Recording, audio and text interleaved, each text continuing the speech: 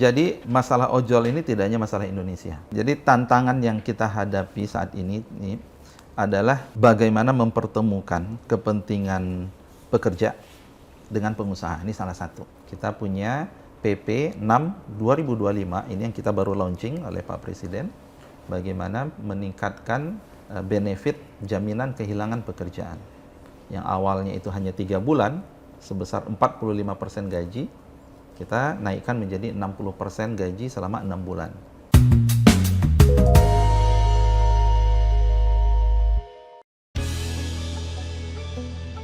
Sekarang inovasi kita rendah itu karena kita punya culture-nya itu ya ketakutan untuk mengekspresikan, takut dianggap salah dan seterusnya.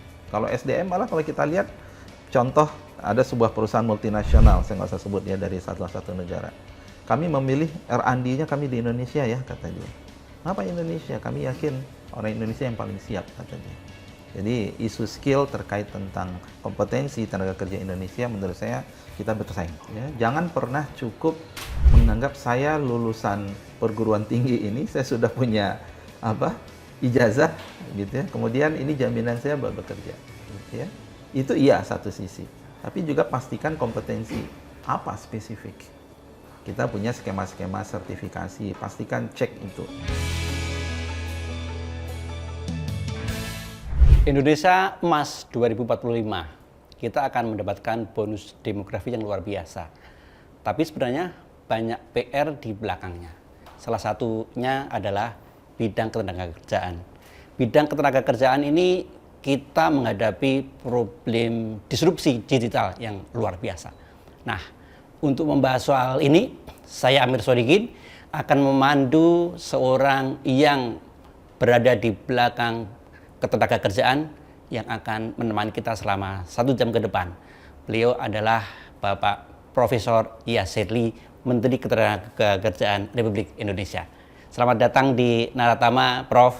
Terima kasih, Mas Amir. Sehat hari ini? Alhamdulillah sehat. Alhamdulillah. Prof. Men Yasirli ini, beliau adalah background-nya teknik industri. Betul, Prof ya? Ya. Ya, S1, S2 di ITB, kemudian S3 atau meraih doktornya di salah satu universitas di Virginia, Amerika Serikat ya. Prof ini kan background-nya unik, teknik industri ya. Dan saya lihat CEO besar di beberapa perusahaan itu ternyata juga punya background teknik industri. Sebenarnya ada apa dengan teknik industri dan bagaimana background itu bisa membantu Prof. Yasirli untuk misalnya mengelola organisasi besar atau institusi besar seperti kementerian ini, Prof?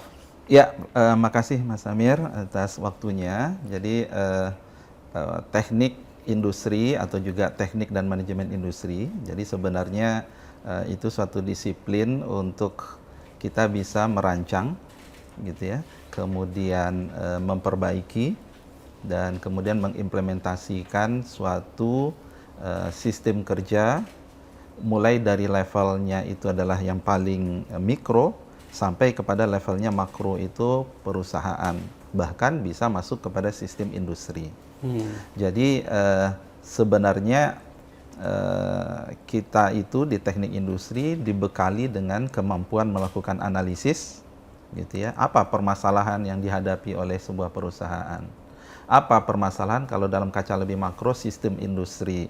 Ya masuk juga ya kepada levelnya kementerian. Kemudian apa kira-kira solusi dengan pendekatan sistem?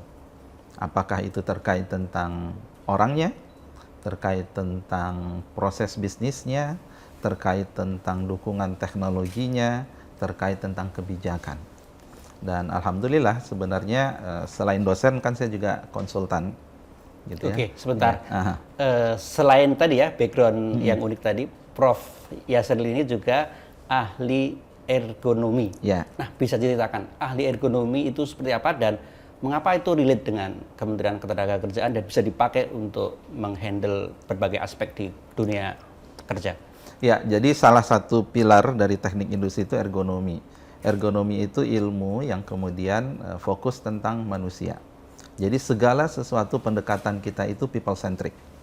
Ya, jadi kalau dalam konteks sekarang, misalnya ya, saya diamanahkan kita bagaimana mengelola ketenagakerjaan lebih baik. Ya pendekatannya harus people centric.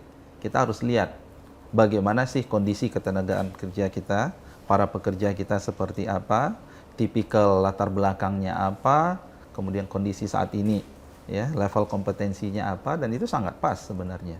Nah, sehingga kebijakan-kebijakan kita itu berangkat dari potret real tenaga kerja kita saat ini. Itulah ergonomi sebenarnya.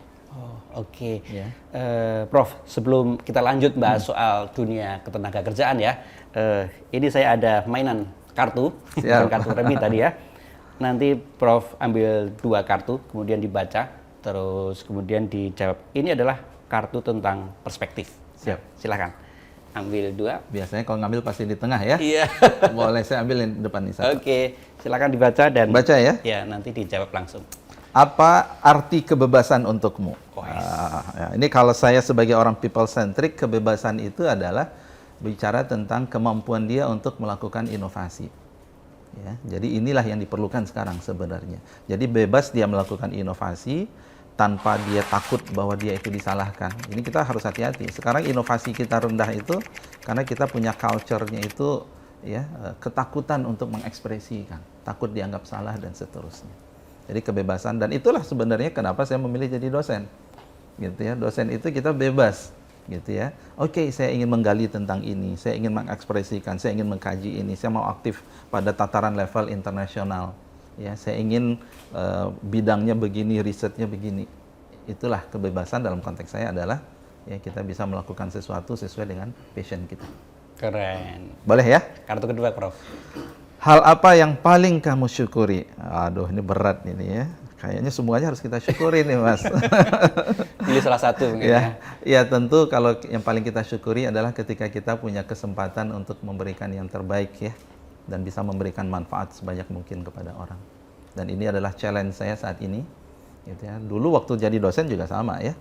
Jadi setiap tahun itu ngajar, anggaplah ngajar 5 kelas, satu kelas 50 orang, 250 orang kita bisa ya memberikan sesuatu. Itu kebahagiaan dan yang disyukuri ya. Kalau sekarang tantangannya mungkin ratusan juta ya, tenaga kerja dan seterusnya.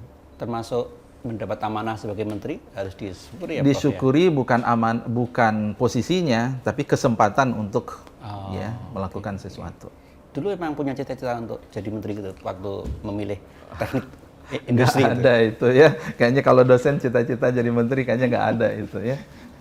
Tapi mungkin karena ya tadi ini adalah satu apa ya, mungkin dianggap bidangnya oke, yang dibutuhkan profesional. Kemudian saya katakan ya bismillah, kenapa tidak gitu ya. Prof Men, ini sudah lewat 100 hari dan sepertinya aman-aman saja. Pak Prabowo juga happy dengan Prof Men. Semoga ya, insya Allah ya. Amin. Nah, amin. Ini apa yang bisa dilakukan, atau mungkin Prof Men cara misalnya refreshing, atau cara Prof Men istilahnya bisa ini ya keluar dari rutinitas yang sangat hektik gitu, seperti apa? Jadi gini, jadi tantangan yang kita hadapi saat ini adalah bagaimana mempertemukan kepentingan pekerja dengan pengusaha. Ini salah satu, gitu ya. Ini yang kita sebut dengan hubungan industrial. Dan ini memang tidak mudah. Kalau saya sering mengatakan ini jangan-jangan zero sum game nih, Mas, gitu ya. Pengusaha mintanya ini menang, ini rugi. Kalau nggak ini yang menang, ini yang rugi, gitu ya. Nah, ini yang menjadi tantangan kita menemukan sebuah semangat bersama, gitu ya. Healingnya itu ya bagian dari proses itu, begitu ya. Jadi kita harus nikmati itu sebagai suatu proses diskusi, gitu ya. Ya bagi saya challenge, dan itu kemudian kita lalui ya. Oke, ayo kita diskusi rapat beberapa kali ya, nggak usah terlalu formal lah misalnya, gitu ya. Itu yang kemudian menurut saya menjadi sesuatu yang tidak rutin, jadinya jadi menjadi sesuatu yang ya jadi dinikmati lah gitu prosesnya. Prof, angka pengangguran kita kan masih tinggi ya, sekitar berapa mungkin? 7,5 juta. 7,5 juta ya. Nah, gimana menghandle ini, Prof? Ditambah lagi banyak ancaman PHK akhir-akhir ini karena entah itu terkoneksi langsung dengan efisiensi atau misalnya terkait dengan bahkan misalnya ya efek dari perang dagang Amerika dengan misalnya Cina itu salah satunya misalnya produk-produk Cina itu membanjiri Indonesia sehingga mengancam manufaktur Indonesia dan kemudian ancaman PHK pun juga sedang membayangi. Gimana Prof handle ini? Ya, kalau pengangguran yang pertama Mas, saya melihat kita harus lihatnya jangka panjang dulu satu ya. Nanti ada strategi jangka pendek, jangka panjang. Jangka panjang sebenarnya apa yang dilakukan oleh Pak Presiden Prabowo saat ini ya kalau kita dengar semua program prioritas beliau target nomor satu itu adalah ya menciptakan lapangan kerja, mengatasi pengangguran dengan program hilirisasi gitu ya, kemudian swasembada pangan, bahkan termasuk juga makan bergizi gratis. Itu sudah ada hitungan berapa jumlah penyerapan tenaga kerja. Jadi ini artinya sebenarnya upaya bersama lintas kementerian, gitu ya. Kemarin kita baru saja melihat Pak Presiden meresmikan ya kawasan ekonomi khusus Industripolis Batang. Ya. Itu yang akan diproyeksikan akan menyerap sekian puluh ribu tenaga kerja. Jadi ini masing-masing kementerian, terutama tadi ya, apakah itu pertanian, kementerian kemudian pariwisata, ESDM, mereka semua program-programnya itu adalah untuk menciptakan lapangan kerja. Ya, jadi dan kalau kita lihat proyeksinya, gitu ya, itu bisa sampai 4 juta lebih dalam 2-3 tahun. Bahkan terakhir Pak Presiden mengatakan sudah ada angka untuk sampai 8 juta lapangan kerja. Ya, ini adalah gambaran apa yang sedang dilakukan oleh pemerintah saat ini. Jangka pendek ini yang kemudian yang kita harus siapkan juga. Nah, ini memang kita akan bekerja sama dengan Kementerian Dikdasmen untuk meng-inline-kan SMK dengan vokasi. Nanti kita juga harus bekerja sama dengan Kementerian Dikti dan Ristek terkait dengan bagaimana nih angka pengangguran lulusan perguruan tinggi yang cukup besar juga. Kemudian kita juga harus ya bareng dengan Kementerian UMKM untuk menciptakan wirausaha baru, gitu ya. Jadi ini upaya yang kemudian jangka pendek dan itu sekali lagi ini melibatkan lintas kementerian. Gitu ya. Prof, benar nggak sih Prof, investor asing itu memandang misalnya tenaga kerja kita itu rendah skillnya gitu? Enggak lah ya. Saya 6 tahun di Amerika, saya lihat banyak sekali kita yang ya kita bahkan diperhitungkan di kancah internasional. Gitu ya. Jadi kalau ditanya skill kita rendah, tentu saya jawabannya tidak. Gitu ya. Kita punya kampus-kampus hebat, kita punya startup yang bagus, gitu ya. Jadi mungkin kalau isunya investasi, kalau point of view mereka yang saya tahu lebih kepada masalah kepastian, gitu ya, terkait tentang regulasi, bagaimana jaminan, bagaimana mereka bisa beroperasi dalam jangka waktu yang lama, lebih ke situ. Kalau SDM malah kalau kita lihat contoh ada sebuah perusahaan multinasional, saya nggak usah sebut ya, dari salah satu negara. Kami memilih R&D-nya kami di Indonesia ya, kata dia. Kenapa Indonesia? Kami yakin orang Indonesia yang paling siap, kata dia. Jadi isu skill terkait tentang kompetensi tenaga kerja Indonesia menurut saya kita bersaing. Ya. Dan sebenarnya Prof. Yasarili juga sudah mengagendakan untuk mengupgrade skill talenta-talenta, terutama talenta digital kita ya, untuk bisa compete dengan dunia global ya. Itu roadmap-nya seperti apa itu, Prof? Ya, jadi roadmap-nya yang pertama kita sudah koordinasi dengan Menteri Komdigi, Bu Metia. Jadi beberapa domain itu ada di sana. Kita bersepakat bahwa kita harus keluar dengan roadmap untuk future digital talent. Ya, angka sementara kita menunjukkan 9 juta kita butuh. Kebutuhannya ya? Iya, 9 juta orang. 2030 ya? 2030. Nah, bagaimana kita mencapai itu? Kami sudah mempersiapkan SKKNI, ya, standar kompetensi ya, untuk posisi-posisi tersebut, skema sertifikasi seperti apa. Kemudian balai-balai ini sedang kita siapkan siapa instruktur yang siap, ya. Dan kita memang ingin tahun ini itu real. Digital talent itu adalah mereka yang memiliki kemampuan benar untuk membantu perusahaan. Tema besar yang akan kita gaungkan itu adalah nanti produktivitas. Jadi bagaimana intervensi terkait dengan IT, teknologi, masuk di situ orang banyak bicara AI saat ini, itu bisa membantu peningkatan produktivitas tidak hanya di dunia industri tapi juga di sektor publik. Untuk pelatihan-pelatihan talenta-talenta yang profesional dan akan kita harapkan bisa compete dengan dunia global itu, yang sudah disiapkan seperti apa di Kemenaker? Iya, ini masih penyiapan ini, gitu ya. Kita masih penyiapan. Jadi kami harus melakukan refokus terhadap tema-tema pelatihan kita di balai-balai kita, gitu ya. Jadi dalam beberapa tahun yang lalu itu variasinya terlalu banyak juga, ya. Dan belum banyak proporsi untuk menjawab tadi, ya, future jobs. Nah, jadi kita sedang merapikan itu. Ya, ini timnya sedang ya gencar dan kita berharap sesudah Lebaran kita sudah mulai ya keluar dengan pelatihan-pelatihan secara masif yang menjawab kebutuhan industri saat ini terkait tentang IT digital, dan inilah yang akan menjadi future skills ke depan. Iya.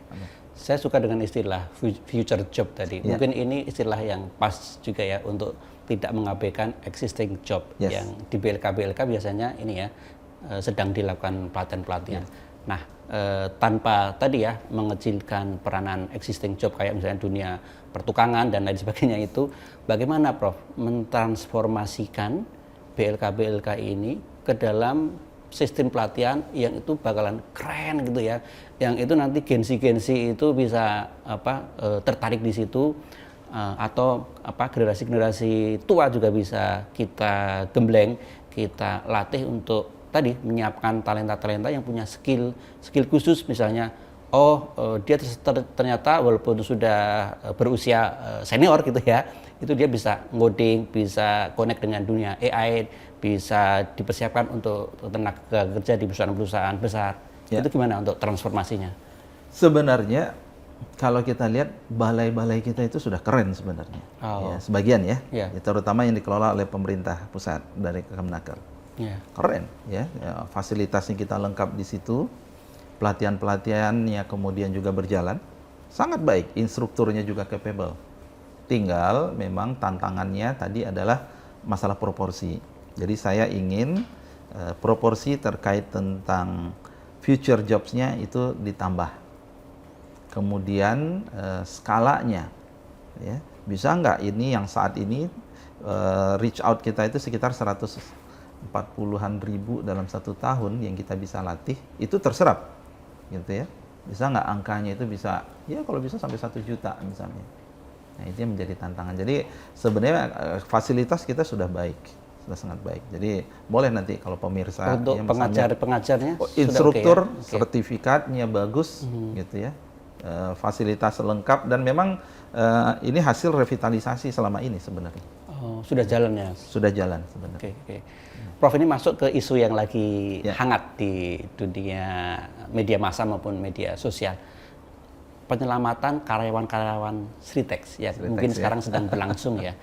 Walaupun mereka secara ini ya official sudah tidak bisa bekerja di Sritex, tapi pemerintah kan punya rencana penyelamatan karyawan. Ini sekarang seperti apa update-nya? Ya, makasih Mas. Jadi yang ingin kami tekankan sekali lagi, Sritex ini kan swasta, gitu ya. Jadi peran dari pemerintah itu adalah memastikan, ya, yang pertama itu memastikan hak-hak, gitu ya, karyawan itu terpenuhi. Apakah sedang produksi kah, ataupun kemudian dia pilot, kemudian kita upayakan seperti apa, pasca pilot seperti apa. Ya, jadi penyelamatan yang Mas Amir sebut tadi itu sebenarnya ya konteks yang kami pahami itu adalah mengawal, ya, mengawal dan memastikan. Ya, jadi itu dulu yang nomor 1. Jadi kalau Sritex kemarin kita sangat concern dengan pekerja, ya, yang jumlahnya 10 ribuan sekian, maka kita mulai dengan kita mendorong going concern. Ya, bisa nggak kalau masih bisa operasi, sebaiknya operasi. Hanya begitu, kita tidak bisa memaksakan, gitu ya. Kita hanya mengatakan kami mendorong going concern.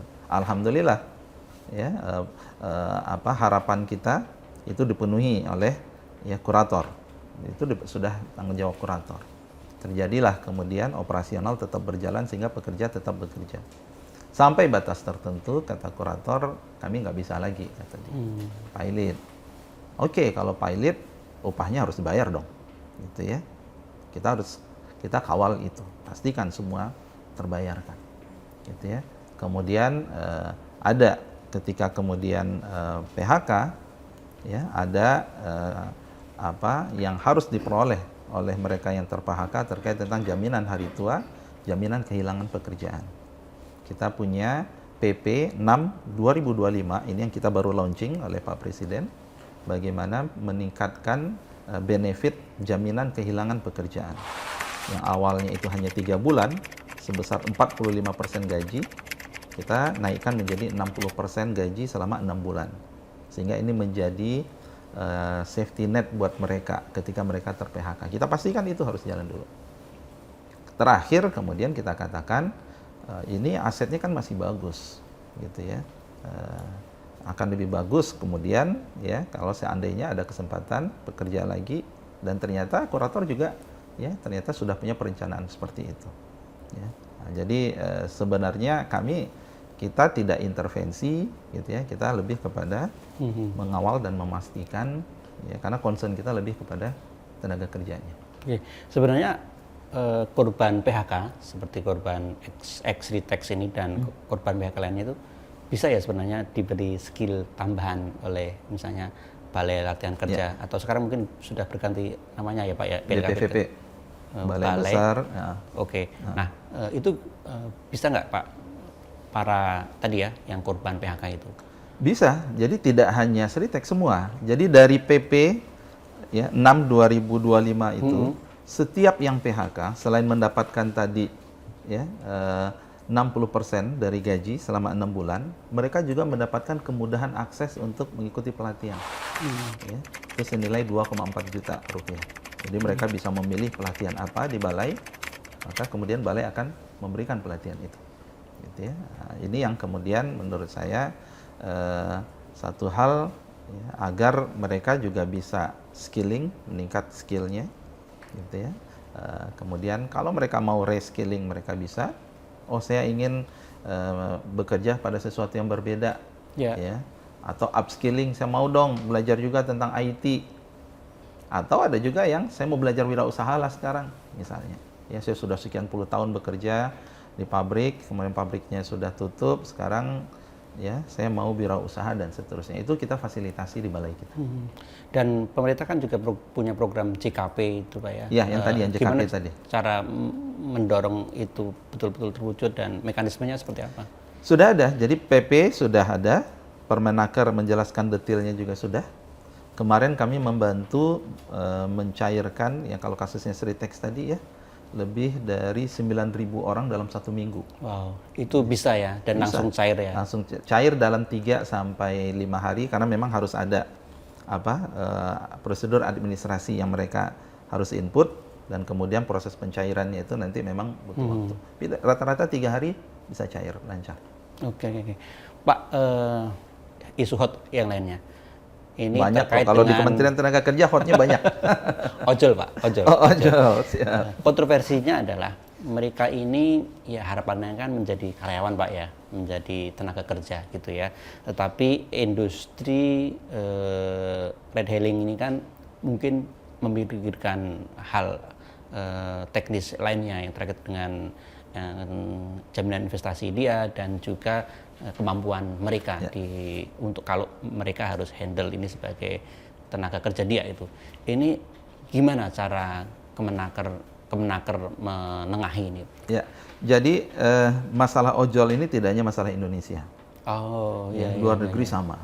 Ya, saya bertemu di Singapura, kemudian kita lihat riset-riset ada di India sama. Jadi memang meningkatnya sebuah jenis pekerjaan baru berbasis platform. Iya. Dan di ILO, International Labour Organization, organisasi tenaga kerja internasional, salah satu agenda yang akan kita bahas bulan Mei ini adalah penyikapan bersama terkait tentang ini. Wow. Ya. Apakah mereka pekerja? Ya, tentu karakteristik pekerja ada. Ya, seperti apa gitu ya. Tentu kita harus paham juga bahwa industri ini tumbuh karena fleksibilitasnya, gitu ya. Orang bisa mau kerja 4 jam sehari, 2 jam sehari, mau full, gitu ya. Kalau dia kemudian tidak fleksibel, akan berbeda mungkin konteksnya. Nah, ini yang kita harus pahami. Tapi di lain sisi, pemerintah harus memastikan bahwa dia mendapatkan jaminan sosial, ya, termasuk kecelakaan misalnya. Siapa yang bertanggung jawab, ya? Kemudian kalau bisa juga upahnya harus kita pastikan bahwa memang apapun itu memberikan, ya, kesejahteraan buat dia pada level bagaimana dia bekerja. Nah, ini sedang dicari titik temu dan memang ini menjadi PR kami tahun ini. Jadi pemerintah juga masih wait and see dengan ILO tadi ya? Bukan wait and see, masih kita diskusi. Sudah jalan ya? Sudah diskusi pra ini sudah jalan. Seperti apa bentuknya? Gitu. Ada yang khawatir kalau kita tidak fleksibel gitu ya? Iya. Mereka bisa cabut dari Indonesia atau entah bagaimana gitu ya? Mereka bisa mengurangi ketergantungannya kita pada Indonesia gitu ya? Sebenarnya bukan masalah cabut sih. Jadi ketika kemudian fleksibilitasnya hilang, nanti ongkos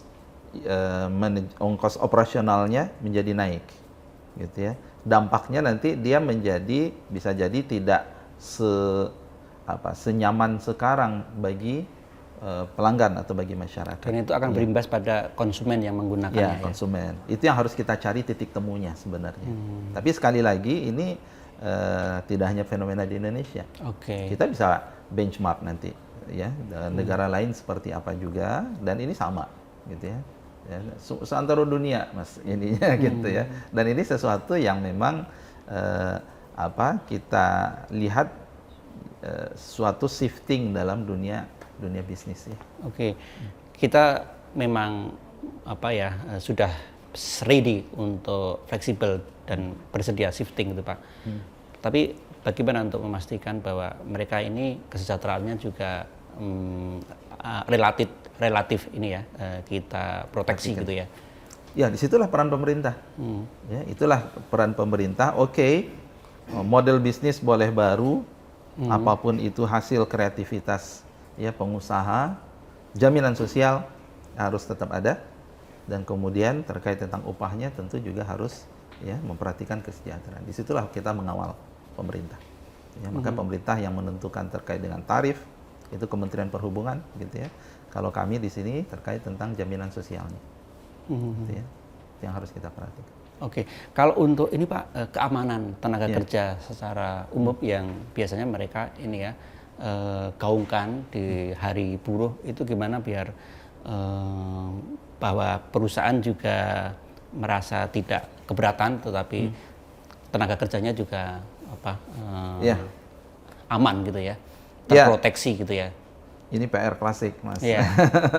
Tapi kita sudah lebih baik. Jadi kuncinya itu ternyata adalah meaningful participation.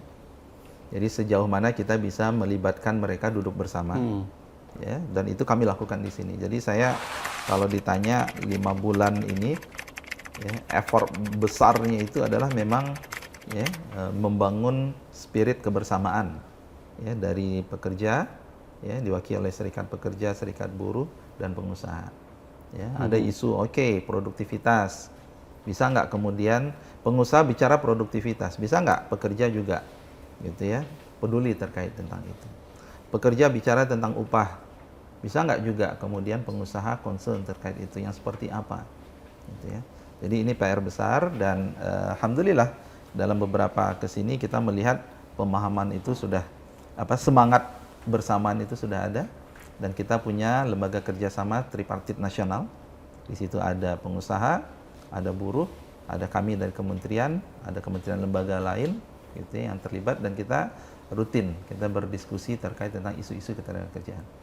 Sehingga kita berharap aktivitas apakah itu nanti hari buruh dan seterusnya itu lebih kondusif, gitu ya. Dan semangat kita satu kok ya. Kita nasionalisme, dan kita sangat mencintai bangsa ini, insyaallah. Pak, ini ada peluang bekerja di luar negeri, tapi mungkin ini bukan hanya domainnya Kemenagri ya, bisa juga B2MI gitu ya. Tetapi peluang ini membutuhkan mungkin ya upgrade skill atau skill baru gitu buat para pengangguran kita. Mungkin dia masih muda gitu ya, Gen Z atau belum dapat pekerjaan, misalnya di Australia, di Jepang, di Eropa, bahkan di Arab Saudi kayak itu Pak ya. Nah, bagaimana Kemenaker bisa menyiapkan ini semua dari sisi pelatihan tadi Pak? Apakah tadi yang balai pelatihan vokasi tadi itu sudah mencukupi? Ya, jadi kami akan banyak nanti fokus pada program magang. Magang. Okay. Jadi magang itu bukan magangnya mahasiswa magang ya, bukan. Jadi magang itu adalah bekerja dengan temporary 2-3 tahun, 4 tahun di luar negeri. Dan itu sudah cukup banyak negara yang tertarik, gitu ya. Apa yang akan kita lakukan? Tentu kita harus siapkan mereka.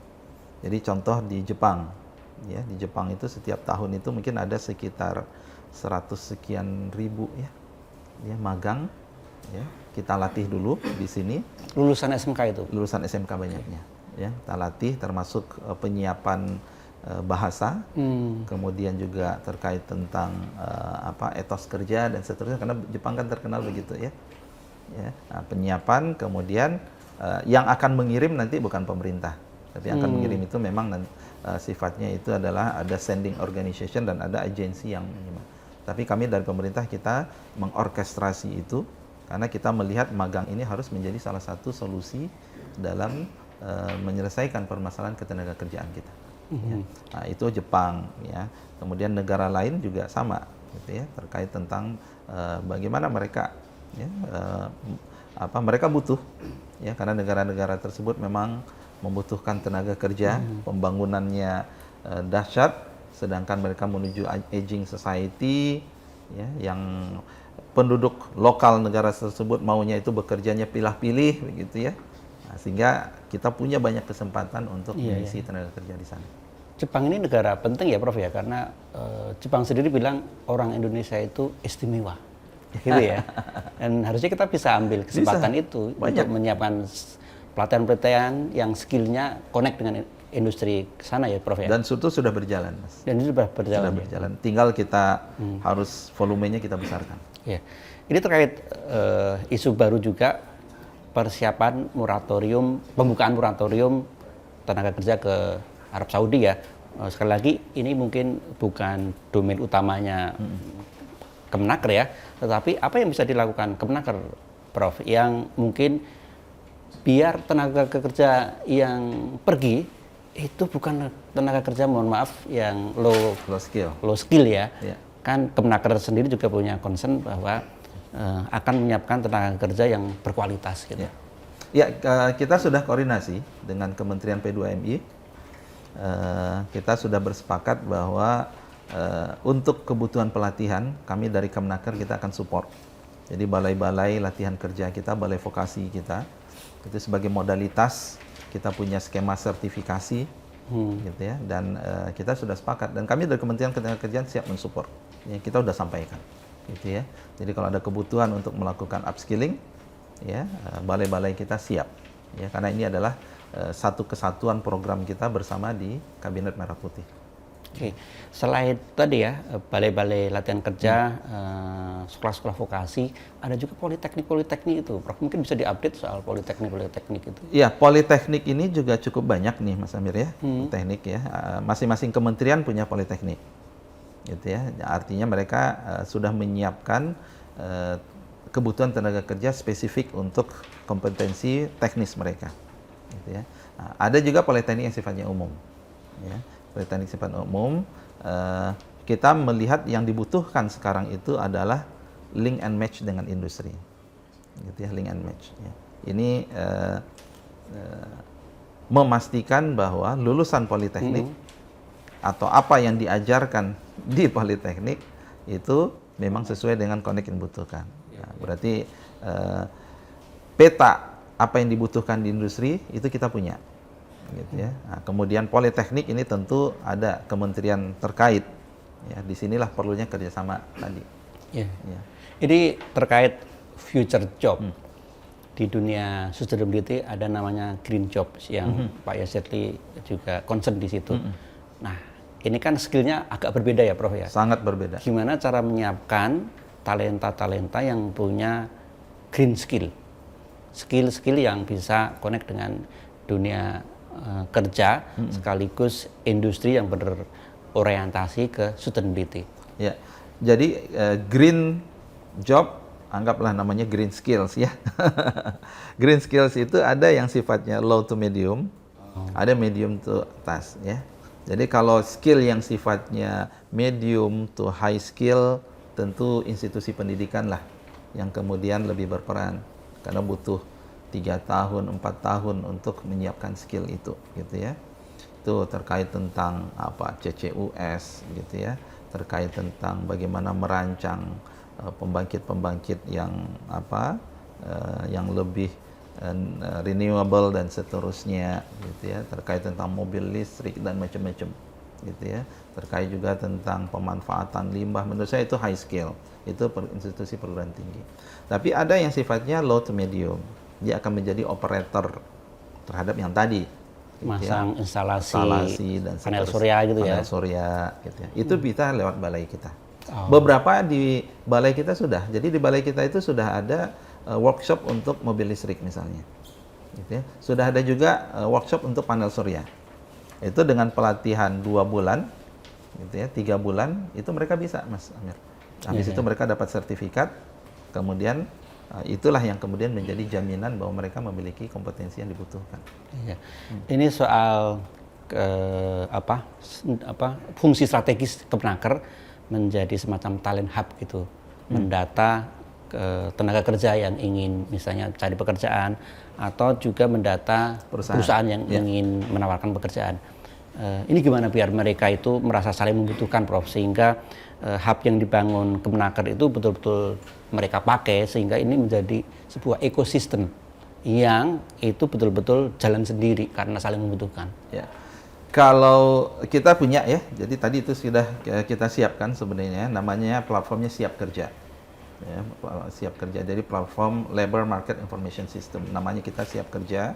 Jadi teman-teman tuh bisa akses sebenarnya Siap Kerja di Kementerian Ketenagakerjaan. Aplikasinya sudah ada itu? Sudah ada, jadi tinggal login, masuk di situ, tinggal submit CV dan seterusnya, sehingga itu menjadi database. Perusahaan bisa lihat itu. Perusahaan juga kemudian dia bisa, ya malah regulasinya wajib lapor ya terkait tentang peluang lowongan kerja, itu perusahaan wajib lapor. Kita akan gencarkan ini gitu ya, dia wajib lapor, nggak boleh. Jadi kalau ada posting kami butuh sekian orang nih sekarang, dia wajib lapor sebenarnya. Nah, ini kita sedang terus galakkan, dia lapor posting di situ ya. Nah, sehingga pencari kerja tadi dia bisa search, itu sudah ada, kita sudah mampu. Oh, saya lagi cari kerja di daerah Serang, Banten, cik apa jenis pekerjaannya gitu ya. Nah, dan dia bisa apply di situ. Disitulah titik temu tadi yang kita sebut dengan career hub tadi gitu ya. Nah, tinggal kepada perusahaan tadi kita harus lebih sosialisasikan, kemudian kepada teman-teman yang pencari kerja juga kita sosialisasikan, termasuk juga sebenarnya juga ada isu penyiapan skill untuk membuat CV. Oh iya.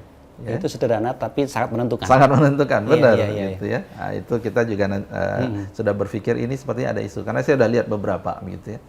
Ya, ternyata perlu juga ya. Betul. Ya, bagaimana yang simple terkait dengan itu sehingga kita match gitu ya. Nah, ini sekarang memang belum balance. Jumlah pencari kerjanya lebih besar dari lowongan yang tersedia gitu ya. Nah, ini yang sedang kita kejar terus. Ini fenomena yang akhir-akhir ini running. Kabur aja dulu. Prof Stella pernah bilang bahwa ya sebenarnya kontribusi talenta muda kita di luar negeri itu masih sedikit. Yang moncer di luar negeri itu masih sedikit. Brain sirkulernya itu masih sedikit katanya. Nah, Prof, gimana menyiapkan mereka ini kabur aja dulu itu dalam konteks yang positif? Artinya mereka kabur itu bukan karena marah, bukan karena kesal, tapi mereka gembira karena mereka ingin memberi kontribusi bahwa misalnya dia akan pulang lagi untuk membangun negeri dan pasti akan ilmunya bertambah. Ya, kalau saya lihat sih kalau masalahnya nasionalisme tentu kita nggak usah kita ragukan ya siapapun itu gitu ya. Jadi isunya lebih sebenarnya kepada kompetensi atau skill. Oke. Gitu ya. Kalau mau ke luar negeri berarti kan harus bisa belajar belajar bahasanya, harus belajar gitu ya. Peluang itu banyak. Gitu ya, peluang itu banyak. Saya 6 tahun di Amerika gitu ya. Jadi bisa melihat banyak hal yang kemudian peluang-peluang dan kita tidak kalah bersaing. Jadi sekali lagi mungkin buat pemirsa, buat adik-adik ya, selama kita kemudian siapkan kompetensi, ya peluang itu banyak. Zaman sekarang kan sudah global ya. Jadi ya, banyak hal. Ya, kompetensi teknis, apa yang menjadi keunggulan kita, kemudian bahasa jangan lupa ya. Bahasa, maka kemudian ya mau di luar negeri, mau di dalam negeri, ya tetap bagi saya itu adalah peluang yang harus kita ambil. Oke, Prof, ini mungkin bisa sampaikan harapan-harapan ke Gen Z, ke kawan-kawan yang belum dapat pekerjaan, itu bagaimana biar mereka bisa survive dan bisa kemudian upgrade skill untuk bisa kemudian connect dengan dunia tenaga kerja. Silahkan, harapannya seperti apa? Iya, balik lagi kata kuncinya kompetensi. Ya. Jadi apa yang kami dengar dari industri saat ini itu adalah mereka selalu menyampaikan mismatch. Lowongan itu ada. Ini contoh saat ini ada lowongan sekitar hampir 130.000. Ada datanya kita. Ya, ini terhitung kemarin. Gitu ya. Tapi kenapa ini tidak terisi? Jadi belum nyambung nih. Pencari kerja mungkin ada yang terdata di kita ada sekitar ya 1 jutaan lebih gitu ya. Ini belum nyambung. Jadi isunya kompetensi. Ya, jangan pernah cukup menganggap saya lulusan perguruan tinggi ini saya sudah punya ijazah gitu ya. Kemudian ini jaminan saya buat bekerja. Gitu ya. Itu iya satu sisi. Tapi juga pastikan kompetensi apa spesifik. Kita punya skema-skema sertifikasi, pastikan cek itu. Gitu ya. Tambah yang sekarang itu yang menjadi keharusan kompetensi terkait tentang digital ya. Ya, ini kesempatan. Kalau saya melihat di kompetensi digital ini kuncinya memang kita harus mampu eksploratif dan Gen Z sangat cocok di situ, gitu ya. Saya yakin kasih kesempatan adik-adik belajar tentang AI 2 minggu, wah itu udah jago lah, gitu ya. Asalkan tadi ya mau belajar dan memang itu perlu eksploratif dan semua kita bisa. Ya, jadi siapkan kompetensi, belajar yang baru. Dunia ke depan ini kita nggak tahu ketidakpastian. Jangan terlalu, saya kan belajarnya ijazah saya begini, saya tunggu aja deh, gitu ya. Pekerjaan terkait dengan ini, enggak juga, gitu ya. Nah, selagi dalam proses, ya terus belajar terkait. Yang penting sekarang adalah bahasa dan digital. Ya, inilah yang akan menjadi pembeda satu dengan yang lain. Oke, terima kasih Prof. Siap.